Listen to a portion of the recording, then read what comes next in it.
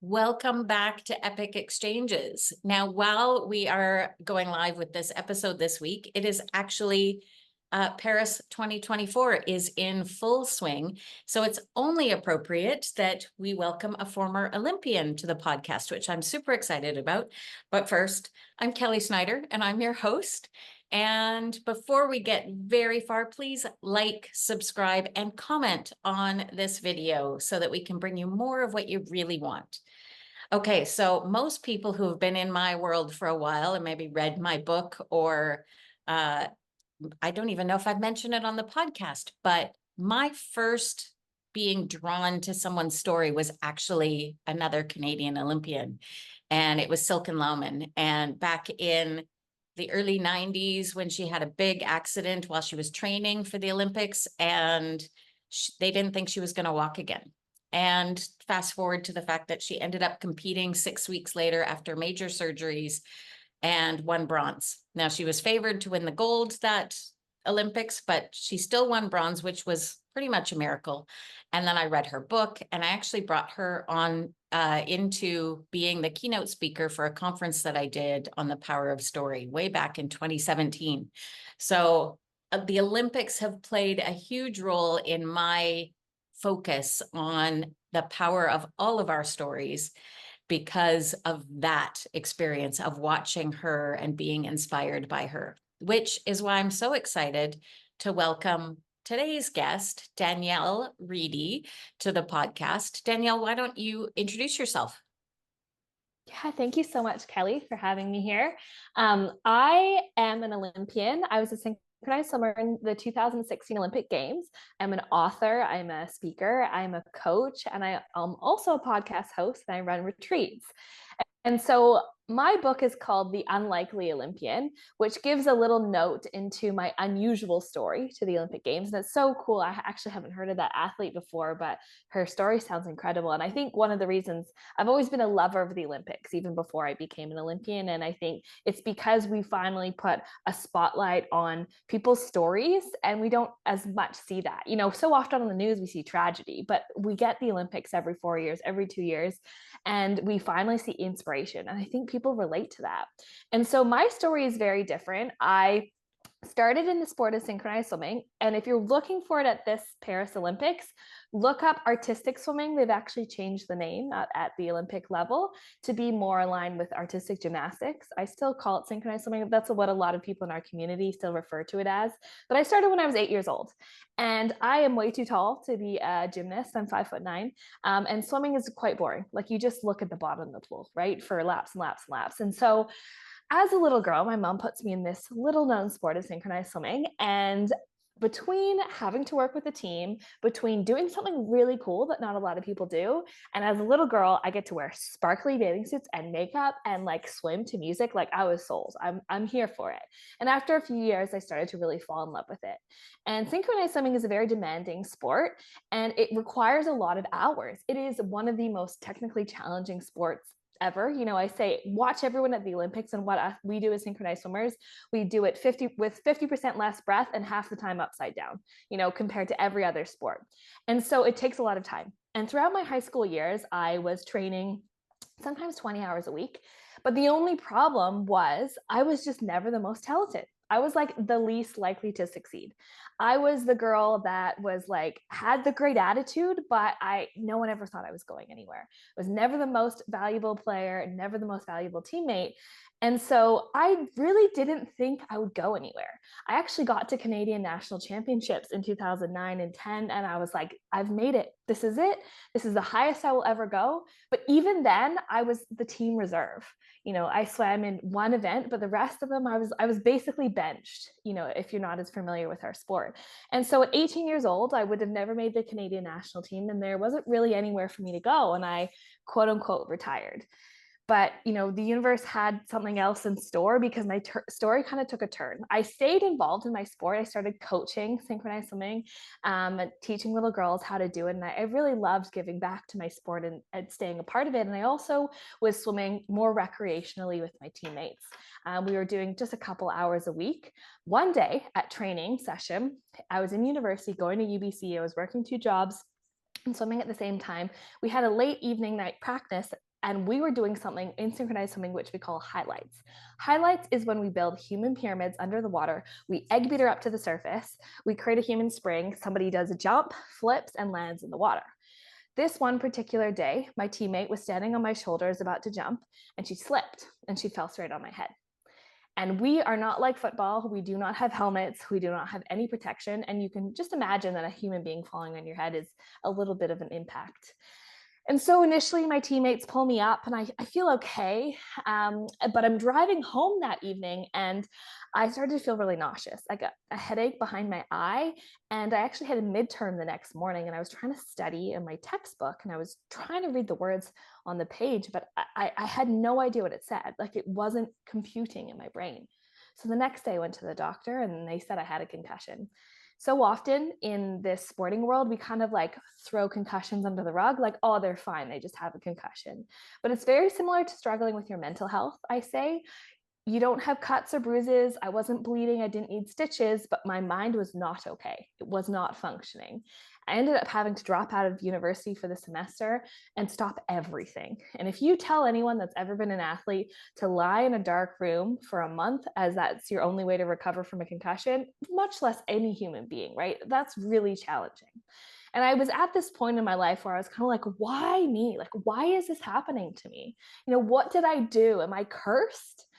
And little did I know there was going to be a big kind of plot twist that came. I was concussed and was recovering over my 21st birthday. And the day after my 21st birthday, a girlfriend of mine who was a previous teammate, who she was always a much better athlete than me, we were on the phone. And when we're on the phone, she gets a ping from Facebook Messenger. Our sport is a very small world. And the assistant national team coach of the Australian synchronized swimming team knew that she had dual citizenship to Australia. And she asked, this is 2013 at the time, if there's any chance she'd want to come try out for the Australian team because they were trying to rebuild the team to qualify Australia for the 2016 Olympic Games. And as a friend, I was like, that's amazing. You go do this. I believe in you. Let's go. And after about 30 minutes of cheering her on, she looks around and she turns to me and she says, like, Danielle, you could do this too. And I kind of like laugh. I'm like, you're kidding, right? We all know, like, I'm not the most talented. I was never the most flexible. I don't have the ideal body type of a synchronized swimmer. But I also had this moment where I was kind of looking at my life because opportunities like this don't come around twice in a lifetime. It's not going to come around again. And I was looking at my life and wondering if I'm on my deathbed someday and I'm looking back, what decision would I rather that I had made? I was terrified of what people were going to think of me. Who was I to do this? Who was I to go after this? What if I fail? What if I fall on my face? But what if I don't do it? And I wonder for the rest of my life who I could have been if I just chose brave and courage. And that grappling with that thought gave me this naive courage of a 21-year-old to find something inside of me to, first of all, have the motivation to recover from my concussion because I finally had a reason to get better, but also find some piece of courage inside of me that led me on this crazy wild journey over the next few years to move to Australia, officially drop out of university at UBC, pack up 2 suitcases, leave everything behind, didn't know anyone in Perth, Australia, work on my mind, work on my mindset, work on my self-belief, and eventually make the team. And long story short, qualify for the Olympic Games. So that's a little piece of my story. Wow, I love that. So many pieces of it. So first, I have to ask, because here you were in Canada and you were competing in the Canadian Nationals, and you say you rode the bench, so to speak, a reserve, in terms of the competition and everything. How could you go to Australia? I left this piece out of the story. I apologize. My parents are from Australia. They're immigrants. So they moved to Canada in the 70s. And I was born and raised here. I'm the youngest of 5 children. And so I grew up with this. A lot of us in Canada are multicultural, right? Our grandparents, our parents, if we're not first generation Canadians and our grandparents were first generation Canadians, I'm a first generation Canadian. So, but my whole family is Australian.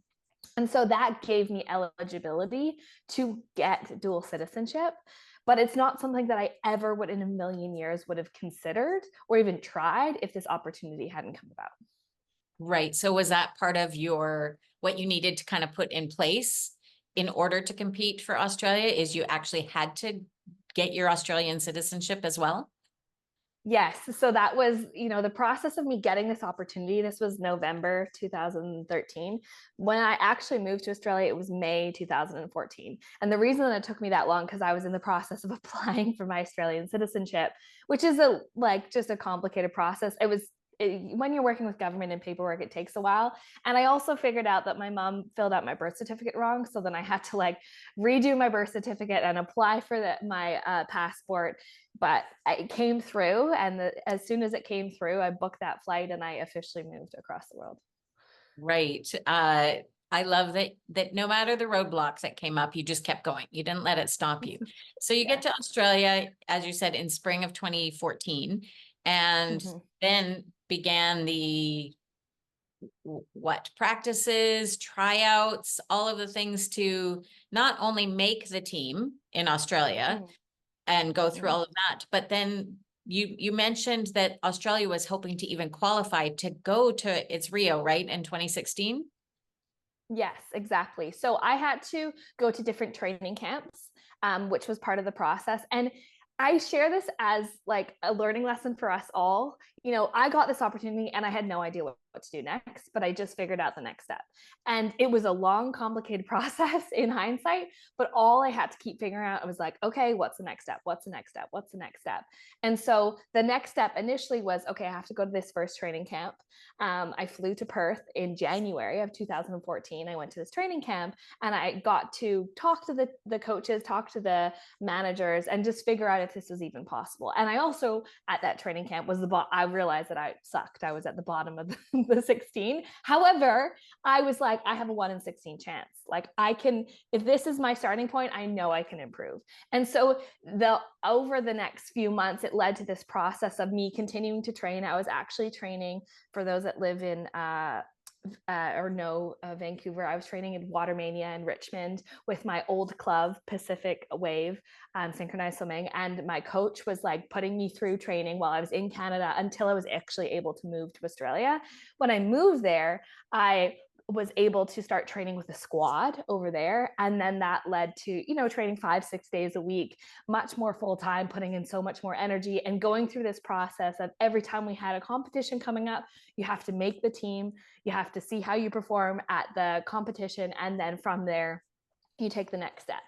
What we also had to do is we had to actually qualify our country for the Olympic Games. What a lot of people might not know is the 5 Olympic rings are the 5 continents.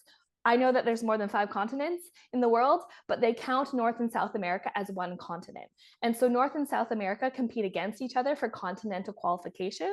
And Oceania, which is New Zealand, Australia, and all the little islands, is another continent. And so how it works in our sport is each continent gets to bring a team to the Olympics. So our job was to beat New Zealand to qualify for the Olympic Games. And so they were putting together a really powerful team as well. And so in 2015, we went to the World Championships in Russia, where we had to go up against them and compete against them to actually qualify our team. At that point, too, what a lot of people don't realize is if you qualify your team for an Olympics, it doesn't mean you individually as an athlete is going. You then have to go through a whole nother trial process to make the Olympic squad. So there were so many pieces of this journey that were, intimidating and complicated, and so many opportunities for me to fall on my face. But I just kept taking it one step at a time. And I always went back to, okay, how can I work on my mind? How can I work on my self-belief? How can I work on the things that, even though, it's not all the technical skills that some of my other teammates have, being 21 years old and having a lot of teammates that were 16 and 17, I have a little bit more wisdom to be a very self-aware person and a self-aware athlete, which can help me improve. By the time I qualified for the Olympic team, I ended up being 4th. Thinking, keeping in mind that originally I was 16 out of 16. So I'm so proud of my growth over that time. And I credit all of that to my mindset, my self-belief, and just the ability to grow my mind and take on feedback. Right. Fun fact for anybody listening who maybe has known me, as you were talking about Water Mania and Pacific Wave, we both live in the Vancouver area, which neither of us knew. We only just met online a week or so ago. But my niece was a competitive synchronized swimmer in her tweens, early teens, and trained with Pacific Wave out at Water Mania. And your path crossed with my nieces. Yeah. Fun small world fact that we just recently discovered in the last few days. So cool. So And she was such a wonderful athlete as well in the times that she was swimming, I remember. Yeah, so I think one of my teammates and my friends coached her, and she was just like such a wonderful kid to work with. right, very dedicated, and I know that there is something in the mind of athletes that can get to that point, that can get to national competitions, international competitions, really the pinnacle of their sport. And so a lot of it my mind doesn't make sense of, because when she was 12 and she knew what foods fueled her practice the best the next day, so she performed the best. I was like, why don't we all have such clarity about that? But what I wanted to ask you is, with all of this international level competition now, after you retired at 18 in Canada and everything, and now this opportunity, all of these opportunities had opened up to you. What was your biggest takeaway from all of this worldwide high level experience? There were so many takeaways. One of the biggest ones is especially getting the opportunity to, got so many cool experiences through this. I got to meet prime ministers and royalty and literally like the king and queen of Denmark and billionaires and world champions and Olympians. And one of the things that I learned being at that level is they are not these superior beings. They are just humans. And sometimes what we do with people that we look up to is we put them on a pedestal and we separate ourselves from them, and we go, they have something special figured out that none of us had, or they were just born, like with golden dust sprinkled all over them. And getting the opportunity to be around all these people that have accomplished really incredible things, and realizing that they are so very normal, right? Not to take away their accomplishments, but they're very normal human beings, gave me so much more confidence that I could do that too, because I didn't have to separate myself from them. And I think sometimes when we do that, we unconsciously devalue our self-worth. And if we get to realize that the people that inspire us do that because there is something in them that is in you, and they are no better than you ultimately, right? Because I think if you think that, that's only in your mind. So often those people are very grounded and down to earth. It's a really big permission slip for us to do anything that we can set our hearts and our minds out to do.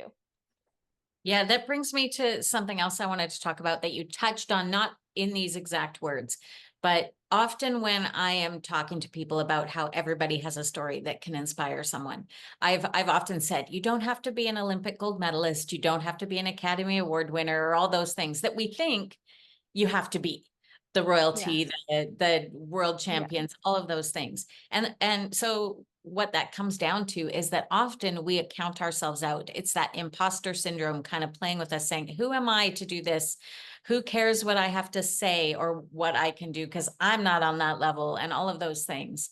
What was your biggest moment? Because you talked about battling imposter syndrome back in when your friend said you could do this too, and and try out with Australia. What was the biggest thing that kind of helped you overcome that or change that imposter syndrome mindset? Because we all deal with it, no matter where we are, what level. There's really two aspects to it, which is having the imposter syndrome, but taking the action anyways. I think sometimes we have the imposter syndrome and we let it hold us back. Luckily, my dreams and my goals were bigger than my imposter syndrome. So like, absolutely, when I first showed up at that first training camp and all those competitions with all those incredible people and athletes, I was like, oh my gosh, who am I? But my goal is bigger. So I'm going to do this thing and I'm going to feel like an imposter, but I'm going to start to build that muscle that like, I get to be here. I deserve to be here. And I think sometimes when we have imposter syndrome, we choose to not take the action. But if you can have the imposter syndrome and take the action, it is such a powerful way to start to change that neurowiring in your brain to shift that.